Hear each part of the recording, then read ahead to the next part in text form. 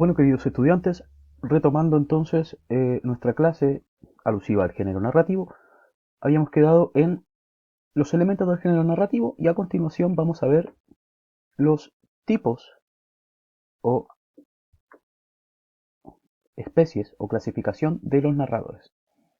Por una parte, tenemos la clasificación de los narradores en el aspecto de si están o no presentes o insertos dentro del relato. Y por otra parte tenemos el grado de conocimiento que tienen de la historia y de los personajes. En primera instancia, vamos a ver si están o no insertos dentro del relato. Lo primero que vamos a ver es el narrador homodiegético. El narrador homodiegético, la palabra se compone de dos palabras, homo, que es mismo, y diegesis, que es relato, y según esto vamos a darnos cuenta que es el narrador que está dentro o inserto y es parte del mundo recreado en el relato. En esta sección tenemos dos tipos de narrador. El narrador protagonista, que es aquel personaje central que nos relata su propia historia, lo que le ocurre, lo que hace y lo que siente, y lo podemos ver en este ejemplo. Al otro, a Borges, es a quien le ocurren las cosas. Yo camino por Buenos Aires y me demoro acaso ya mecánicamente, para mirar el arco del zaguán y la puerta Cancel. De Borges tengo muchas noticias por el correo y veo su nombre en una terna de profesores o en un diccionario biográfico. Me gustan los relojes de arena, los mapas, la tipografía del siglo XVII, las etimologías, el sabor del café y la prosa, bla, bla, bla, bla. Entonces todo esto que nosotros estamos leyendo acá, tenemos que, como decíamos anteriormente, buscar las marcas textuales que nos vayan indicando el por qué este ejemplo se considera un narrador protagonista. ¿Qué marcas vamos a buscar? Los tiempos verbales y las conjugaciones. Yo camino, ¿cierto? Tengo noticias. Veo su nombre. Me gustan los relojes. Entonces, a medida que nosotros vayamos identificando estas marcas textuales, vamos a notar si es que el texto corresponde a tal o cual narrador. A continuación, otro narrador homodiegético, o sea que está dentro del relato, que se incluye dentro del relato, es el narrador testigo. También es un personaje que asume la función de narrar, pero no es el protagonista de la historia, sino que es un personaje secundario, que solo cuenta la historia en la que participa o interviene desde su punto de vista. En este caso, vamos al siguiente ejemplo. Lo vi desde que se zambulló en el río, apechugó el cuerpo y luego se dejó ir corriente abajo, sin manotear, como si caminara pisando el fondo. Después rebalsó la orilla y puso sus trapos a secar. Lo vi que temblaba el frío, hacía aire y estaba nublado. Bueno, el extracto este es de un texto llamado El hombre de Juan Rulfo y el anterior que leímos es un extracto de Borges y yo de Jorge Luis Borges. En este ejemplo podemos ver que si bien el narrador lo está relatando desde una perspectiva personal, él no es el protagonista de la historia, él está hablando de alguien más, él está refiriéndose hacia un otro, si bien es de una perspectiva personal, pero el protagonista de la historia o a quien se está haciendo referencia es el otro, es un otro, que no es el mismo protagonista. En segunda instancia tenemos los narradores que están fuera de la historia, o sea, los heterodiegéticos. En este caso, hetero significa otro y diegesis significa relato, y se trata de aquellos narradores que cuentan la historia desde fuera del mundo recreado en el relato. Generalmente se presentan como una tercera persona, o sea, los verbos que van a estar conjugados van a estar en tercera persona.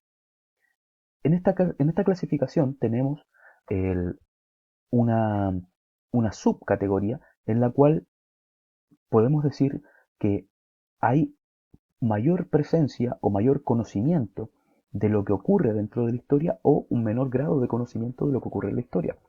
En este caso tenemos el narrador omnisciente, que es un narrador que todo lo ve y que todo lo sabe. Un narrador que está en todas partes, incluso en la mente de los personajes. Se interna en los personajes y les cuenta a los lectores los pensamientos más íntimos que cruzan por sus mentes. Domina en su totalidad la narración y parece saber lo que va a ocurrir en el futuro y lo que ocurrió en el pasado. O sea, este tipo de narrador conoce a tal grado a los personajes y a la historia que nada se le escapa. Por eso omnisciente, él está presente en todos los aspectos de la historia. Un ejemplo. En el trecho final cargaron la urna 4 hombres jóvenes como Sebastián, aunque no vigorosos como lo fuera él antes de caer. O sea, conoce qué pasa antes con el personaje del cual está hablando. Eran 4 perfiles de ocre, aguzados como la cabeza del gavilán. Su juventud naufragaba en las miradas tardas y en los desfiladeros de sus pómulos, en los pliegues que circundaban sus ojos. Uno de ellos, primo hermano de Sebastián, había venido en burro desde Parapara. Los otros 3 eran Ortiz y Carmen Rosa, los conocía desde niños. O sea, el tipo, el narrador, conoce perfectamente qué es o cuáles son los elementos del pasado de los personajes, y en otro ejemplo también podríamos ver que conoce cuáles son las características psicológicas y qué es lo que piensan y sienten los personajes. Este extracto es de un texto llamado Casas Muertas de Miguel Otero. A continuación, veremos otro tipo de narrador heterodiegético, que es el narrador de conocimiento relativo. Ya vimos que el omnisciente tiene un conocimiento absoluto de lo que pasa y lo que pasará y lo que pasó en la obra. En este caso, el narrador con conocimiento relativo cuenta solo lo que ve desde su propia perspectiva, lo que cualquier otra persona vería si mirara desde afuera, como si fuese un lente de una cámara que narra la película, pero sin saber qué sucede en el interior de los personajes, ni menos lo que ocurrirá con ellos. Un ejemplo. Entró por la puerta del comedor en el momento en que Esteban comenzaba a trinchar el asado, y la reconocieron inmediatamente, a pesar de que hace 6 años no la veían y estaba muy pálida y mucho más anciana. Un extracto de El ahijadito de Miguel Ángel Asturias. En este caso, el narrador no conoce la interioridad, ni el pasado, ni el futuro de los personajes a los cuales se está refiriendo. Entonces podríamos considerar que este ejemplo relata o refleja, mejor dicho, que estamos en presencia de un narrador con conocimiento parcelado o eh, porcionado de la realidad. Vamos a hacer un pequeño ejercicio. Todo esto está en el Word y van a tener que contestarlo de manera digital. ¿Qué es lo que dice el ejercicio? Dice, siga los siguientes enlaces y reconozca qué tipo de narrador está presente en los textos narrativos que vamos a leer a continuación.